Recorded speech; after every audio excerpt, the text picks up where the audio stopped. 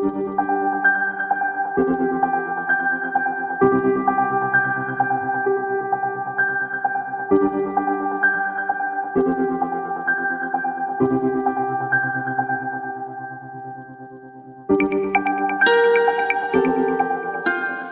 hello, welcome to Guided Cancel, where my mission here is to help one human at a time. And I would love to welcome, I'm actually not love, would love, I welcome Jacob Tell, who is in charge of District 216 or 216. Which one do you prefer? Either, but I usually say District 216, and then I find like D216 is kind of like the cool underground name. But you're Ooh, in. that Once is you're pretty in. cool. Very cool. And I just wanted to explain how I met you. It was kind of like I'm a member of the Vesica Institute with Dr. Robert Gilbert, and I got a notification, email notification that he was going to be in town, which is Santa Barbara. And I saw where he was going to be at, and that's how I met you, and that's how I met District 216. And I really love the concept of District 216. So Jacob, I want you to tell me exactly what it is and what it means for you. Thank you so much for having me. And it was awesome having you in our space, meeting you, and getting to see the just such the high vibration connection between the people that were there to see Dr. Robert and him and his content. It was unbelievable. I was sold out that night. It was really cool. But yeah, I mean, District 216, I would call it just at its base, a psychedelic social club. And essentially, I started this about a year and a half ago in Santa Barbara, kind of out of the pandemic, when there's been a need and a lack of connection. And so creating community is something I've done for decades, and I've come from the music and entertainment industry. I've done a lot of events, festivals, and that sort of thing. I have a marketing company as my day job. And so having that background and having the experience in media and events, and having kind of the desire and the need to make the connection, to build a community around things that matter, not just to me, but I think globally, into our advancement. And so we created these 4 pillars of content around art, music, cannabis, and psychedelics. And really the value that this community brings people, that I've been told by our members and guests that join us, is that they have connectivity, there's healing involved, there's education, of course, and learning. And then the common thread that connects all of this together is consciousness expansion. I can tell you just being there, I've been there to a couple of occasions that you've had, and I can feel the energy. These are good people trying to just go through their own journeys and are willing to help others if they can. So that it's a very giving and nurturing environment. And I really, really felt it. And the other thing that I really liked about it was that you have a networking portion of it as well. And Yes. it's not just, come in to see whatever, presentation is going on, but you get a chance to mingle with other people, which I think is so nice because the people that show up to your events are from all different walks of life, completely different. And I just love the artwork that's there. It's small and quaint and very intimate. Just everything about it is so cool. How'd you choose District 216 as a Sure. name? Yeah, and thank you for, the reflections. I agree with what you're saying. That's definitely part of our intention, is to keep it open and welcoming that way. The name honestly comes from the place that you came. Is the address of it is 216. And the idea is that this is the seed of the birthplace of what I hope to become a multi-city, multi-geography social club, so that you can go to, I don't know, Denver or Portland or San Diego or Chicago or New York with your District 216 membership and get plugged right into the consciousness community, the health and wellness community, the healing community, the psychedelics communities in another location. So our goal really is to grow this out. And then now what we've been doing for the first year and a half, we have about, God, I want to say it's nearly 50 pieces of content that we've filmed and edited. And these are like between 1 and 2 hours in length. They're long form, interviews, presentations, and we have discussion panels with multiple people from our Marquee events. I'll get into that in a minute. And the idea is that we want to have people internationally from, anywhere in the world be able to come and connect member to member and then get access to all this content and be able to watch, say, Dr. Gilbert talk that you were in person for. We want to make sure that people around the world can also see that content. I think what makes it so cool is people like him kind of seem like out of reach to normies like us, and that he was so personable. I was so excited that he Yeah, was so personable and taking pictures like, hey, he was cool. and He was very yeah, cool. and he had like a huge smile with everything. I know he had other things to do, but he took the time to be with us, and that was really cool. And I love the panel concept. It just it gives different perspectives, different feelings, and just, I mean, it's like a whole package, I think, having all this together. What has been the highlight of this project for you so far? I mean, the easiest answer is the people. I mean, just being able to meet so many different amazing, anywhere from a novice who's just getting into the space and is very curious about psychedelics or curious about maybe consciousness expansion or non-ordinary states of consciousness, if you will, anything from breath work to meditation to prayer to, yoga. Obviously, psychedelics is a tool there too, all the way up to the psychonaut. We've had neuroscientists come talk. We've had plant medicine ceremony space holders. We've had, indigenous people come talk. And so I think that just seeing the breadth of information and knowledge and wisdom that has been brought here, and seeing the connection that occurs, the real organic connections. And I've been told by a lot of folks, like, I'm getting healing just from the fact that I'm able to share my story. I don't have a lot of friends or family that are willing to listen to what my experience was doing an ayahuasca journey, for example. But I come to District216 and people are very interested. And not only are they interested in hearing my story, but they may have some kind of feedback for me, or they may have some kind of insight that helps me with my integration process to deepen and enrich in the experience I had. So that to me has been super fulfilling. Just how much connectivity there has been.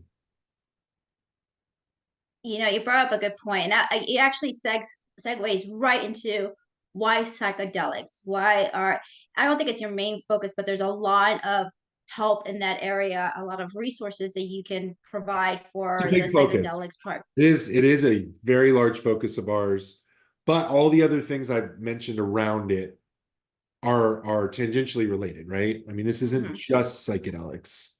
I mean, this to me is us taking our healing into our own hands as a society, as a civilization. Like, we aren't only having to go down one path that we're prescribed this story of, like, well, this is what the doctor said, and this is the only path that I have. I mean, really being able to take healing into our own hands and have all these different tools and modalities, including psychedelics, I think is extremely powerful for us. There's something to be said about the power of psychedelics. I have a very close friend of mine who's older in age, and he is off antidepressants. He is off, I want to say, like 7 or 8 meds, just Wow. to going through ceremony with different plant medicines, because it takes, like you said, the healing into your own hands. It exposes you to what the root problem is, and at that point you get to choose, how am I going to deal with this? Am I going to deal with it, face forward, or am I going to run away from it and continue with the stuff that isn't working, right? So it really Yeah. brings you up to, like, a fork. Which path am I going to take? And luckily for those that choose the path of moving forward and taking the good, bad, and the ugly into account, and just going through it, is, it's amazing, because it does put the power back in your hand. And many scientists will tell you that our bodies are meant to heal themselves, you know, without the use of medicines. The DNA, the cell structure, everything is made to rejuvenate and just mend themselves. And we have not been able to give them the opportunity to show us that. And I think plant medicine is a pathway towards that. Absolutely. I think there's a ton of wisdom in plants and fungi. We were talking earlier with some people at District 216 about the film Fantastic Fungi, and the filmmaker Louis actually he remastered and re-edited this beautiful documentary. If no one has seen it out there on Netflix, please watch Fantastic Fungi. I was asked at this Illuminate Film Festival here in Santa Barbara to interview Louis after the screening of this remastered, re-edited cut. And not only is the film beautiful, I mean, he spent 20 years doing this time-lapse footage of plants and fungi growing, which is unbelievable. But just to think about the fact that they've been here on this planet for 1.2 to 1.5 billion years. I mean, the Wow. first, like all plants and animals, they've basically evolved from fungi. They've been here the longest. And so just to consider like the wisdom that we can gain from our relationship with these plants and these fungi, I think it's naive to think that intelligence starts and stops with humans, and Hmm. that there's nothing else to learn from the plant and animal kingdom. I think there's a tremendous amount for us to learn. And I think that our relationship with entheogens, psychedelic plants and fungi, goes back, well, in recorded history, tens of thousands of years, probably much longer. And a lot of folks, theorize that we've gained consciousness through the use of psychedelic plants and fungi. So yeah, I there's so much there to unpack, but I just want to throw that out there as well. You said expansion of consciousness, and I kind of want to delve more into that. How do you define um, consciousness expansion?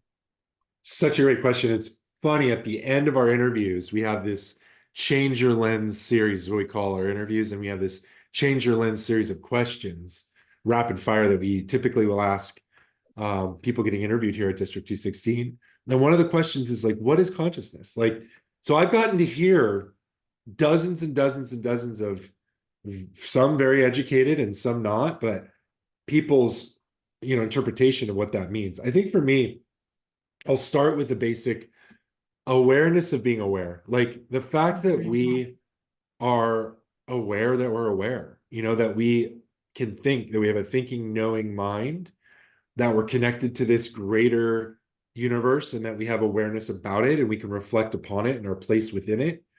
To me, that's the kind of baseline seed of consciousness. And consciousness expansion is, I think, continuously learning, sharing, and growing around topics of reality and topics of, humans' place in that reality. So I love watching, all things astrophysics and having conversations around indigenous use of plant medicines. And I think there's a wide spectrum that we can draw to kind of draw our own conclusions from. And you know what? I just got the chill. So that's like validation that what you said is spot on. So spirit has just confirmed. When I think of Love it. consciousness, is definitely awareness, but sometimes I confuse it with the ability to see the unseen, right? So kind of like being able to tap into things without the assistance of plant medicines, being able to get to that point where it's just part of your everyday life. Um, One thing I struggle with is the deprogramming of old ways, of the self sabotage. I mean, just doing this right here, podcasting, that was like a huge hurdle that I finally went over. Now, the next hurdle is just posting on social media, right? Because, like, your Yeah. family, Yep. that you can't talk about. I'm like, I'm pretty, I don't have that many friends, but I'm probably going to lose the rest of friends that I have now, right? Talking for all of these things. And that's why I feel those integration meetings that you have are so, so crucial, because I know I feel lonely not being able to explain to others what my experiences are, what consciousness is. Some people take the consciousness, Christ consciousness. Well, what is Christ consciousness? I mean, is it just you, and then consciousness, or like, what does that entail? So I think consciousness in itself can be so much, but I like your simplistic definition of it because it's easier to digest, especially for the I person think that it's a is, starting point. I don't want to say it's, yeah. that's like a leaping off point, and then it's like a yes and. It's like which direction do you want to take that? And I appreciate that you were able to come to one of our integration circles, and I feel like you posed some information, and without getting personal or anything, but I felt like you posed some of your own experiences and information where people were like, wow, you opened our minds up to another perspective. And I feel like there was a really nice back and forth there between you and some other of the members. Totally. And it was the same for me. I was like, whoa, like I didn't know there were different modalities to be used. I didn't know, this can happen. I didn't know. I'm so naive. Like I'm really like, I was that kid in school that never had any friends that was into, alcohol or any other thing. So I'm like literally just getting all this information in now, in my very ripe age of like almost double ARP status, right? So Please. I think it's great. And the fact that you're doing a podcast and able to talk, have these conversations, you're gonna learn and expose this information for so many others. It's like a constant learning education cycle. yes. And And that's why I really wanted to have you here because you are pretty local. You are, and what you bring is so like it's never the same, right? It's never the same topics. no, It's and that's what I like about it because you can pick and choose, and for those that go on the website, it's Wednesdays when you have the presentations, right? yeah. Do you mind if I explain the two kinds of events that we Yeah, host? no, go for it. Okay, cool. So the first, absolutely, Wednesday night, every single Wednesday night here in Santa Barbara in our space at 216 East Gutierrez Street, we host a pretty nice small group of 20 to 40 people on average. I mean, when you were here with Dr. Gilbert, it was bursting at the seams and we had more than 40 and it was a little bit intense. But on average, we're like 20, 30, maybe 40 on the high end for a small group. And we have four different kinds of events that we host. One are going to be the interviews, the presentations, like with Dr. Gilbert.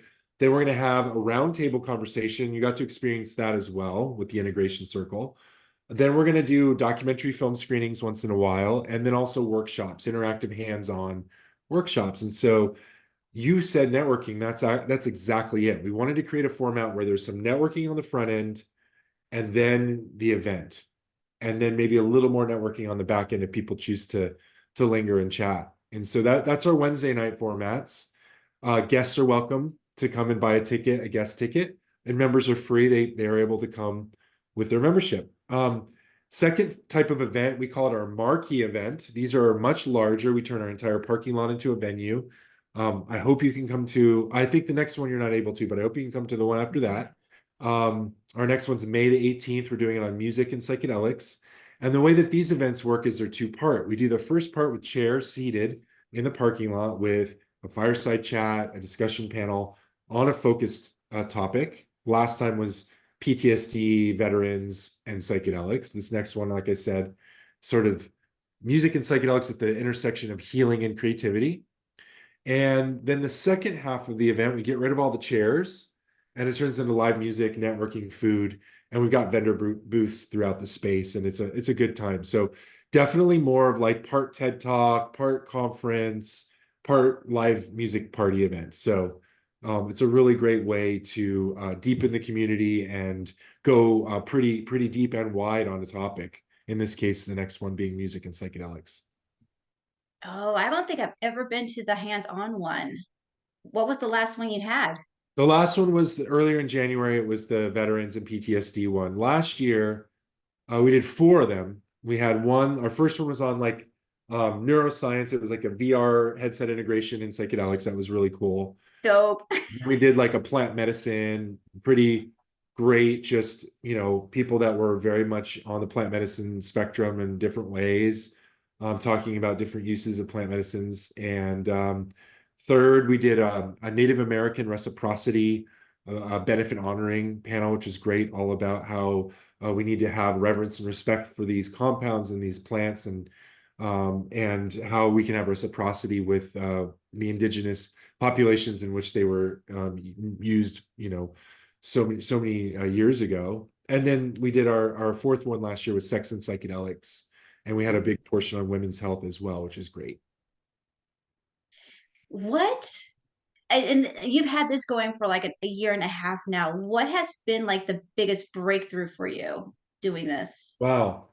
One that comes to mind, it just popped in because maybe I was just talking so much about the plant medicine or trying to get my words out around that, is this idea that integration, right? Integration therapy, integration coaching, integration with friends, integration journaling, integration by yourself, embodiment practices. This concept of integration, in whatever form it comes in, is actually a Western idea, meaning a lot of these indigenous cultures and other communities that have been using psychedelics and integrating psychedelics um, into their societies at large, they don't need integration because everything's already integrated. They're already using these plants and fungi in a way where they don't need to make sense of it. The experience is the experience, and as they live those authentic lives, uh, the integration unfolds organically and naturally without having to put so much intention behind doing it. So just to see that dichotomy of like Western versus indigenous uses of psychedelics and how integration shows up in different ways has been very enlightening for me, something that I was not aware of before starting District 216. I had no idea either. Like now that you're saying it, I'm like, oh, it makes sense because in the indigenous, this is just part of their lifestyle. This is Yeah. just They're like, what do you mean you need another day. therapy? What do you, Right. We need a support group for everything here in the yeah, West. exactly. It's like, because when you go to, here's the thing, here's the bottom line. When you go to work, or when you talk about friends and alienating friends and family, these things are so fringe or outside or other that we can't be authentic. A lot of us don't feel safe being authentic and showing up fully and wholly around our use of these plants and fungi, having entheogenic experiences, having non-ordinary states of consciousness, going into other realms. We don't feel safe being able to necessarily share that. Whereas in these indigenous cultures, it's, of course, we all experience this. You had your coming of age experience where you did this, this walkabout, or you had a sweat lodge, or you did this other kind of, ceremony. And of course you had that non-ordinary state of consciousness. That was the whole point. And so I think for me, like as somebody feeling not just safe, but like it's my calling to create this community, I had to first come into alignment and be authentic and come out of the psychedelic closet that I was in, update my LinkedIn profile to talk all about that and not hide from it. And that was a thing. And I think that people see it and they comment to me, and I hope that it inspires other people to not have a different public and personal persona. Like we should just be one whole authentic three-dimensional human that doesn't have to hide pieces of ourselves like that. Important big pieces of ourselves shouldn't have to be hidden. I am at that point right now where I am hidden. Like I have my own social media for what I do, and then my personal one, right? And I'm always thinking to myself, oh, come on, let's just combine it all. What could be the worst thing that can happen? What like literally what's the worst thing that can happen, right? Just lose friends? Well, if I lose them, they weren't my friends to begin with, right? It's That not that you nailed it. Like one of my advisors for my marketing company was like, you're going to alienate certain people if you talk about cannabis, because we work in the cannabis industry for my marketing company. This was years ago, or now psychedelics. And I'm like, well, then they're not ideal customers for me. Because if we aren't in alignment in the beginning, I guarantee you a year into the engagement, when they do find out I'm going to concerts and having these experiences or using cannabis the way I do, they're going to judge me at that point and be like, oh my God, I got into bed with the person that is out of line with our value system. So I don't even want to engage in the first place. Like, be in alignment from day one. I'm out of the closet on it. Take me or leave me. That's fine. I don't need your business. If you don't want to work with me, that's cool. Go find someone else that fits your value system, and I'll find clients that fit mine. And I oh think my it's the gosh, same for family, friends, anything else. And you're going to it's prevent a so lot of true. pain down the road by just being who you are now. I work at these psychic events, and the amount of people that come in well, there's the curious, right? Trying to figure out what's this all about. It's a new thing. Yep. A lot of them know some of them know what they want. They're like, I want a psychic reading, that's cool. And let me see what kind of, gems I can buy, to add to my collection. But a big percentage of them, Jacob, are lost. They'll just walk around and I can see it in their faces. They're just completely blank. And then they'll just stop. Like like stopping in the middle of the road and they'll be like, "Are you okay?" And they'll tell me, "No, I'm overwhelmed." And so you engage with them and they just flood with tears. They just completely flood.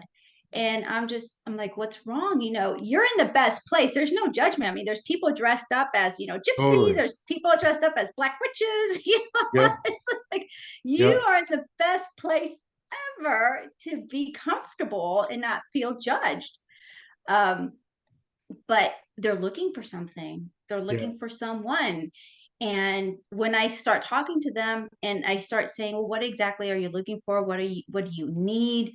Where do you feel lost? I give out information. I'm like, watch this podcast from so and so. Do you need people around you? Then go. And I've recommended District 216 before. But like, I don't know where you're from because since I travel like Long Beach or Buena Park and stuff, it could be kind of far away. I'm like, but this is an integration circle that I'm aware of in Santa Barbara, and they're great people. If you just want to take an opportunity to talk it out, check the website and see what's available, what comes up for you. But there are so many people lost, and they are just losing friends just by default, um, because they just cannot articulate, they cannot explain, but yet they know about psychedelics, they know about things, but they're afraid to ask. They don't know how to ask, and there's also the government, you know. It's like, Right. Yeah, I mean, there is a fear, our laws are hopefully going to start changing. Hopefully we can decriminalize these things in more and more states. Thank you to Oregon and Colorado and the good people that have been fighting the fight there. California's got another bill. Our first one was vetoed by Governor Newsom. The second one we're hoping to pass to decriminalize, psychedelic plants and fungi. These are big steps that I think are going to open up people's ability and willingness to have conversations. But in the meantime, if you're not able to come to Santa Barbara to District 216, find other places. There are communities all around the country and around the world where people do meet and talk openly about psychedelics, integration, all things related. And I think it's critical to have a community if you're going to be losing friends and feeling alienated and losing family members over these topics. Find community, even if it starts with online. But eventually in person is really critical. Find in-person communities that you can travel to. I think it's a really important way for us to feel empowered, whole, and feel comfortable coming out of that closet and being ourselves. and I agree with you. There's quite a few meetup groups to help. At the end of the day, I'm with you though. I like the one-to-one interaction because sometimes what a person needs is a hug to let them know everything is going to be okay. You're here right now, but a year from now, it's going to be completely different and we'll walk with you. That's great. Um, and there's a lot of people that need the actual, as we're growing into the feminine Totally. energy and more people are being more empathic and realizing, wait a minute, I don't think I got the love from my parents when I was growing up. Or whatever the case may be. And That's now right. they're wanting and they don't know how to go about it. They're kind of just stuck. Well, really well said. And I think that the psychedelic movement and what I've seen from the healing ability of these experiences that we have, especially when there's a therapeutic component, whether that's with an actual therapist or a group of friends or community or a shaman guide or some kind of therapeutic format, um, is that we can heal these traumas that we collectively have and individually have from our pasts. Like these tools are amazing modalities of healing. And like I said earlier, we have this right and responsibility to take healing into our own hands. And this is a great way of doing that. And to do it in community, I think is so powerful. We're not alone. It does take a village. I think that's how we've always evolved, is within the context of a community, within the context of a village. within the context of a tribe. Like we weren't just isolated individuals for tens of thousands of years. And so we've become that way due to the way society's unfolded. And I think we need to reconnect with community. You're right. We were the hunters and gatherers, and we each played our part. We were all, and Right. that's what they say. It takes a village, right? Even with Yep. raising children, it comes from somewhere, and you just hit it right there. We are meant to work together. We are not meant to be alone. Yeah. We are meant to collaborate. We're social Really, creatures, Our brains yeah. light up in different ways when there's other brains near them. They're networked. Like think about our brains just activating in ways when they're inspired and you know lit up literally by other brains in the space. You can feel it. No, you totally can. You can feel it. The creativity just comes right through. And then I feel your feelings. Why do you feel this way without even saying anything? Or you finish each other's thoughts. It's all connected. It's all Yeah. interconnected. Yeah. And we've just placed walls for protection, We you have. know. So yeah, I think that's at the end of the day kind of why I'm doing what I'm doing and what I hope to come from District 216. And hopefully it inspires other people to create communities of their own. I don't want to be the only or the main even necessarily community in this space. Like let's have lots and lots of community, Hmm. or the better. Let me ask you, what would you consider is the difference between going to the traditional Western therapy where you see a therapist once a week or, once every 2 weeks or what have you, and then having a ceremonial journey? What is the difference? That's a great question. I'm not a psychotherapist or professional psychology professional.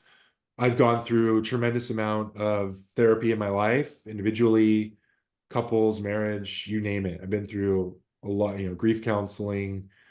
I've done ketamine assisted therapy. I've sat in ceremony, psychedelic circles, ceremony. So I've done that spectrum. So I'm just answering from my personal experience, not from a scientific or, professional therapeutic answer. But I think that there's tremendous value to all forms of therapy. And I think that if you have the context and the history of going through therapy, when you then arrive at a psychedelic experience and being able to now have a new modality and a new tool set to go into some therapeutic space in a new way, I do agree with some of the sentiment that a psychedelic experience can helicopter you to the top of the mountain to get a glimpse of it. So you're not having to walk up. I mean, we're all going to walk up that mountain forever for the rest of our lives. Don't get me wrong. I'm not saying that it's a shortcut to that journey, but it can give you a very fast way of piercing the veil and seeing a glimpse, into the other side and being able to process through trauma and process through, past experiences in a way where you can maybe become a little more objective, to look at your trauma objectively and to say, you know what, I see it for what it is. The trauma is not going to go away. It's still part of me. It's a piece of me. But now I have a new relationship with it because of my psychedelic experience, for example. And so I do think that there's tremendous value in being able to very rapidly get to a perspective that may take you years of therapy, traditional therapy, or maybe you never get there with traditional therapy. Maybe it takes years of breath work and meditation and yoga, and maybe the psychedelic experience can get you there in 1 or 2 or 3 sessions, to where then you can figure out how to integrate this stuff into your life. And that could be the lifelong journey. So again, I don't think there's shortcuts, but I do think that it can be an accelerant and it can help the process, and get you to a different place on that mountain as you're going to continuously climb to the top. Well, never going to make it to the top, but keep climbing towards the top. You brought up a good point. It doesn't take away the problem.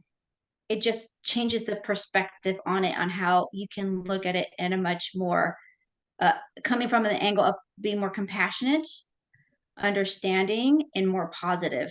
We're always going to have those relationships with people that we don't really get along with, but we learn how to come from a different angle, which just softens everything. It's That's right. it's you still set your boundaries, but it shows you, you know what, this person, hurt people is what they say, right? Yeah. And it shows you that perspective of like, oh, well, Mm. this is who they are in this 3D. The only thing you can change is you. How can you change It. yourself to help the situation, right? And sometimes it's just cutting off, which is totally fine too. And at Yeah, the end of the day, it's what makes absolutely. you feel better, what makes you happy intrinsically. Um, are there any instances where you think that people should not be going on these journeys? Sure. I mean, there's always a spectrum in life. Everything is gray. Nothing is black and white. Nothing is inherently good and bad. I can take a baseball bat and I can hit a baseball with it, or I can take a baseball bat and use it as a weapon. So let's just be clear that just because these are tools that can be used for all these amazing breakthroughs and they can be used therapeutically and ceremonially and recreationally in all these contexts, absolutely they can be used in situations that have bad outcomes. And so, you want to be careful if you have a known mental health challenge, if you're maybe borderline or bipolar or schizophrenic, consult with multiple mental health specialists that know you, know your histories, can maybe help guide you through that if something that you want to try. And by the way, there are plenty of people that have been diagnosed bipolar that also have had very positive experiences with psychedelics. I'm not one of those people that's like, just because you have a diagnosis, therefore you cannot do these things. It just means you need to approach it with much more information, guidance, reverence, respect, and hopefully some professionals that can be there through the journeys as well in case something does go awry. Obviously with things like ibogaine, iboga, there are studies out there that show linked to some heart issues with people that were predisposed. So be very careful if you have a heart challenge and you want to go into this very intense 24 to 48-hour psychedelic journey, maybe to battle alcoholism or opioid addiction, which iboga and ibogaine are heavily used for. Be mindful of getting a medical professional to help you through that piece of it, heart wise. I've heard of a couple also 5-MeO DMT heart related situations. So, and then with ketamine assisted therapy, they're probably in a clinic going to take your blood pressure and look at your histories and look at what your psychedelics experience is, and based on that, decide if you're a candidate, and if you are, what your dosage might be. So, yeah, I think you need to definitely approach these things with respect and reverence, and in the context of your own personal health situation. And then with classic psychedelics, tryptamines, psilocybin mushrooms, LSD, mescaline, and DMT, these things are non-toxic, non-addictive. Can people be addicted to doing something, anything, these compounds included? Absolutely. But are they Mhm. addictive in of themselves? No, they're not. It's not like alcohol.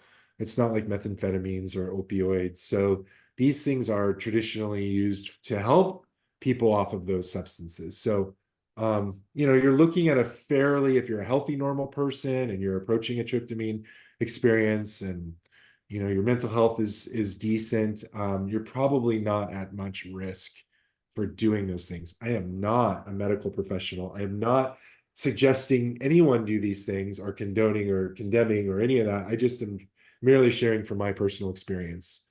um, the one other thing I want to say about ketamine assisted therapy is my partner and I both went through a series of sessions, and she was really scared about this idea of a dissociative. I mean, ketamine is not a tryptamine. It's not a classical psychedelic. It's a dissociative. It's used for putting people under anesthesiology for surgeries and at a high dose. But at a moderate dose, it's being used very effectively, as many of you have probably heard or experienced, for a therapeutic, this ketamine assisted therapy level for therapeutic reasons. And being a dissociative, my partner was kind of scared about, like, I don't want to be dissociated. Like, what does that mean? But going through the experience, what she articulated quite well, and I kind of use now, is like, I dissociated from my trauma. I dissociated from my CPTSD and from these past experiences that were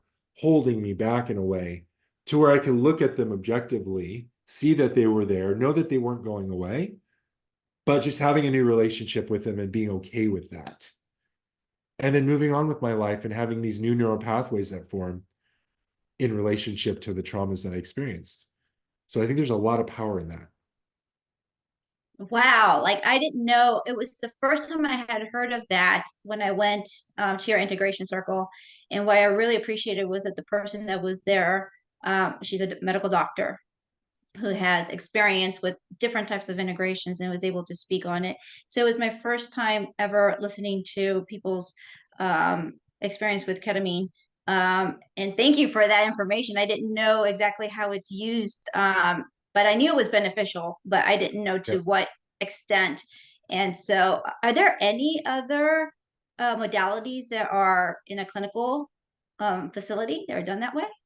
It's a great question. So only legally and, obviously underground and, gray market, you can do pretty much anything in any setting. But if you're talking about true clinical, legal settings, really it's just going to be the psilocybin and MDMA settings, clinical settings that exist for the FDA clinical trials that are going on, both for MDMA and psilocybin mushrooms that, we're going to be seeing these things become prescribable is the thought really soon. MDMA by August, we should know from the FDA, I think August 9th, we should know how the FDA is going to set the rules on therapists prescribing MDMA for PTSD, which is huge. Whoa. Huge for veterans, huge for a lot of underserved populations. And then within a year or so after that, we will likely hear the ruling on psilocybin mushrooms. So leading up to those rulings, yes, there have been clinical therapeutic environments in which people are going in and using it. Otherwise, you got to go to another country. You got to go somewhere where it is legal, and there are, ayahuasca retreat centers and psilocybin situations that you can find in Costa Rica or Jamaica or places in South America. I think the Netherlands is doing some psilocybin.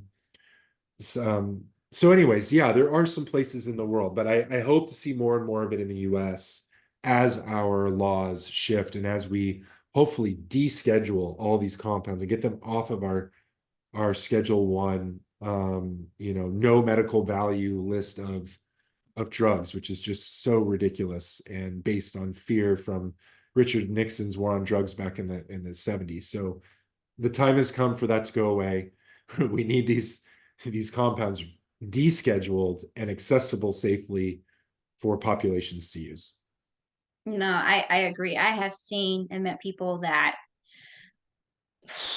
man, from being suicidal to just enjoying every aspect of their life now, it's just an amazing thing to witness and be a part of, their whole transformation. What a gift. What a And gift. It's so true. totally. And it is the one, not the one, it is one of a few, very few pieces of legislation or issues, if you will, in our federal government that the left and the right agree on. That we can have new therapeutic applications for veterans that they're killing themselves at whatever the number is per day. It keeps going up. It was Mhm. in the 40s. I think it's in the 50s now. Every day we're losing 50 some veterans to suicide. And if they could just get these therapies, if we could make them accessible, safe, and legal, we're going to be saving a tremendous amount of lives. Oh my gosh, I hope so. I'm gonna keep an eye now on August 9th.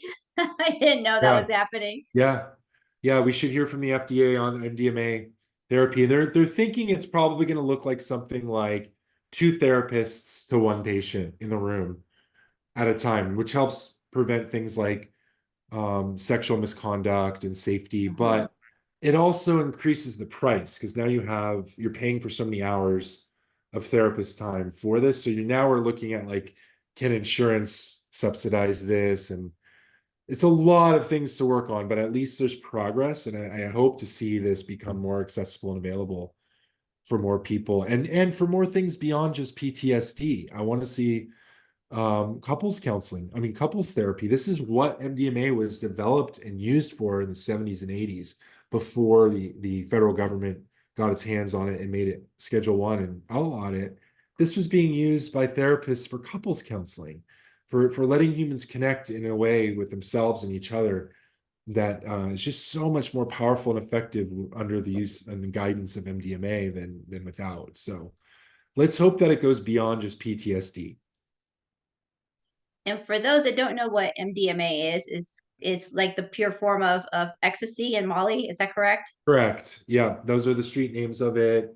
It was a compound developed and found by chemists, very famous chemist in the psychedelics world, Alexander Shulgin, and he actually developed thousands of compounds, which hundreds of these compounds are usable for some reason, for some kind of purpose or reason. And MDMA was one of those compounds that he developed. And he was very connected, his wife Anne and him were very connected in with the psychotherapy psychology community. And they were able to get MDMA into the hands as they were in the Bay Area. So this started in the Bay Area and in California and got into the hands of therapists in the 70s when this was developed. And it was like a light switch went off and they're like, oh my God, we can heal people so much easier and more profoundly using MDMA than without it. And so that research was going on and those sessions were going on as it was legal until the 80s, in which it was, scare tactics by the government. They outlawed it. And that's when MAPS came on the scene and Rick Doblin decided, I'm going to make it my lifelong mission to legalize MDMA and make it prescribable. And he started that in the 80s. And just now in 2024, we're going to get a ruling from the FDA on his lifelong mission of bringing MDMA back into the mainstream prescribable masses. And just because you mentioned the sexual misconduct, so people don't get like misconception, it is one of those substances where you just feel ultimate bliss. Like no one gets angry under this substance, right? No one. It's harder It doesn't to, exist. yeah, it's harder to, yeah. And I will say this sexual misconduct challenge issue that's very real. And there's podcasts on this, and there's, people getting called out in the space that are space holders and practitioners and guides. It happens with lots of compounds, not just MDMA. So Mhm. I just want to say, be careful. We just had Erica Segal from Nest. Check her out and check out Nest Harm Reduction. They have all sorts of resources on how to vet a guide, a psychedelic guide, before you go. And if you don't know the person ahead of time, how do you vet the right, what questions do you ask to vet them, and how you get references, and are there going to be other people in the room, and what's the whole situation going to be? Because when you're in a very vulnerable state like that and under the influence of a very powerful psychedelic compound, you want to be in a very safe environment with safe people. And unfortunately, there are bad actors, and it's real and it's happened and it probably will continue to. So we have to stay vigilant. We have to have resources like what Erica's doing at Nest, which is an incredible organization. And that is so important because I know I've experienced some ceremonies where, everybody comes in and everyone's super nice, but once they take the substance, they become somebody else because that's what they need to purge. That's what needs to come out from them, of them. That's the journey that's taking them to. And it can be a little bit uncomfortable if you're not on that same side of things, because you have people from experiencing different traumas, different reasons that they're there, and so it can be very what's the word, like impactful, because what your neighbor is doing right next to you can kind of like influence what your own experience I mean, is. it could be traumatic. It could be Yeah. traumatic for people to receive even just energy, let alone touch. Even energy from someone else can be traumatic for somebody's experience. So, yeah, you want to be really mindful about if you're going into a group setting, or who your guides are and what their experience is like and what their intentions for guiding you are. Um, is it just a money exchange? Is there something more meaningful and rich and deep there? I mean, so yeah, check out Nest to if you're interested about this and you want to dive deeper into how to be safe. I think that's a really important conversation for us to continue. Yeah, and I just had somebody who is she also builds communities through sweat lodges, Hmm. and she was talking about just some of these places as too. It's Costa Rica where they have the ayahuasca retreats that they are scammers as well. So I am going to look at this person's nest. Is that what it's called? Nest, Nest, like you're like you're making a little bird's nest Okay. harm reduction. And the woman that spoke here at District 216, she's amazing. Her name is Erica Segal, S-E, sorry, Siegal. And such a wealth of knowledge. We actually filmed her talk. It's being edited right now. It'll be into our online app, which I'm going to do a shameless plug. We have an online platform. Come in as an online member. It's $14.99 a month, and you get access to all of the interviews and discussion panels that we film and edit. And I think there's close to 50 of them in there already from the first year and a half. And we continue to just keep putting 2 or 3 more every month in there for you. That's amazing. I am so excited for you. This is so beneficial. I Yeah. mean, gosh, just to be able to meet different people from all places. I wish I could have made the PTSD one, and I wish I could make the festival this week or in 2 weeks from now. But I am definitely eyeing, the schedule to see what you have coming Yeah. available for The one sure. after will be in September. We got time. We'll talk about Okay, the one when I'll that plan comes. it out. Do you accept I'm kids? I sure can plan you'll them be up on in. a Wednesday. You'll be here. You'll be back on a Wednesday night between now and then, I'm sure. Oh, for sure, for sure, for Yeah, sure. Definitely Wednesdays I can do every other Wednesday. cool. What has been, and I know that you've gone through many experiences, it seems like, what has been the most profound experience for you? Psychedelic experience. Yes. It's hard to say because I would say that like my psychedelics 1.0 use of like my college years, into my early 20s has to be the most profound period of time because you're going from like, living with parents to becoming independent, and you're going from being programmed with certain thoughts to realizing it was all bullshit, and you're thinking for yourself. So like that time, that kind of set and setting of just growing and becoming independent and finding your friend group and having these really amazing like interpersonal development and community development moments happening was the most profound time period. But if I look at more of my adult life and look at, more towards now, I would say the ketamine assisted therapy sessions that I was having, especially at the time that my dad was sick from cancer and then eventually died in February of Mhm. 2022.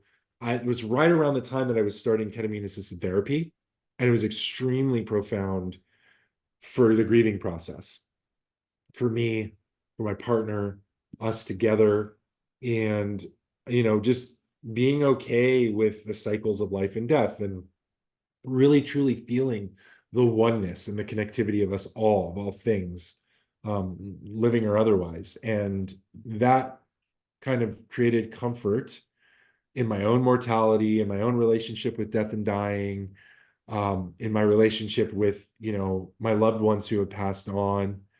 And that kind of takes a big piece of anxiety off the table when that shifts, and it's like, it's all going to be okay. Like, yeah, it's temporary, it's all temporary, and enjoy it while you got it and all those cliches, but like at the end of the day, it's all going to play out exactly as it will, and it's going to be okay. And what a gift, all of it. What a gift. The pain, the grief, the trauma, it's all a gift. So that, I would say, the ketamine assisted therapy was allowing me to really embody that. Maybe I could say those things to myself or think some of those things, but I didn't really feel it. I didn't really like Hmm. embody it until I did. That's funny that you say that because I go back and forth between saying things like fake it till you make it, right? But if you don't feel it, no matter how many times you fake it, it just won't manifest, right? It really is a Yep. feeling that you have to You be have able to accept. that, those are the vibrations that are going out into the universe. Like if you're not Mhm. feeling that, then it's not happening. Right. Or you're just so numb that that you're not feeling it. And it is happening and you're not picking up on it. In either case, you need to tune in. Yes, 100%. It's all about surrendering and acceptance. And that's what you just experienced, what you just explained your experience with ketamine treatment is exactly what we were talking about earlier, in which it gives you the perspective of being grateful for feeling the grieving, So being grateful. thankful for what happened in that time, period of your life where I'm sure your heart felt like it was being stabbed by like a million daggers and ripped Yep. apart like Mortal Kombat style. Yep. Those physical feelings are real. So That real. those they feel like whether you go through a divorce, whether you lose a loved one, whatever, those feelings are real for us. But being able to transmute that and come on the other side and saying, you know what, it's okay. Yeah. Because that's what our life is. We're What a supposed to gift. feel these. What Yes. there's nothing wrong with us, in my opinion, using tools to get there. If those tools are talk therapy, great. If those tools are psychedelics, great. All these tools, breath work, meditation, yoga, exercise and diet, all the things. I don't see why psychedelics should be demonized and cast out of that toolkit when they can provide tremendous value and insight. Hmm. That's what I say. If they're not hurting you, why are you worried about what they do, to help themselves? They're So not doing anything to harm anyone. fear, they're afraid of the realities that we're seeing, actually indicating there's more to what there's more to reality than what we see. And a lot of people want to just think that this is it, and they're afraid of anything else. Yes. That is another fear that I've encountered as well from people. Just engaging. Now I know like how to better gauge my conversations with people because they're like, nope, not having it. Doesn't Yeah. exist. You're cuckoo for Cocoa Puffs. I'm like, all Yep. right, I'll live with my unicorns and, and rainbows. I'm cool with that. Makes me happy. Absolutely. So, Jacob, what is next for you? I mean, I would like to grow this community. I would like there to be more District 216 locations. I would like to bring in more interesting people from around the world to speak and interact. Um, I think that there's content that we're creating that could go towards more of a mainstream, uh, media situation. Like maybe we're taking pieces of all these interviews and putting them into some kind of a series and putting that out. I don't know. But yeah, That's I'm really great. open to, I'm looking for the right partners to bring this to the next level, the right visionary capital partners that really believe in, what we're doing in this mission and think that this platform is something that we can catapult into the next phase and just continue the healing work that we're doing. And with your networking opportunities that they're going to definitely come for sure. Thank you. I hope so. I mean, it has to. I mean, you're wide open to the universe. This is what I want. Now it's Yeah. just a matter of timing. Yeah, I think so. Yes. Okay. Well, Jacob, thank you so much for your time. I really appreciate it. It was dope. Thank you for the education. I had no idea about some of the stuff that you were talking about, like ketamine. I really didn't understand what it was. Thank you so much. Yeah. And gosh, I look forward to the next event that I can show up with you. I'm really looking forward to having you back whenever it is that you end up here. And just thank you for doing what you're doing. Thank you for, moving towards more alignment, coming out of these closets. We collectively will do this together, putting out content, doing the podcast, all the work. It's awesome. I'm here to support you, and so is this community. So thank you. Thank you. Thank you. And I'll support you in any which way I can. Thank you so much.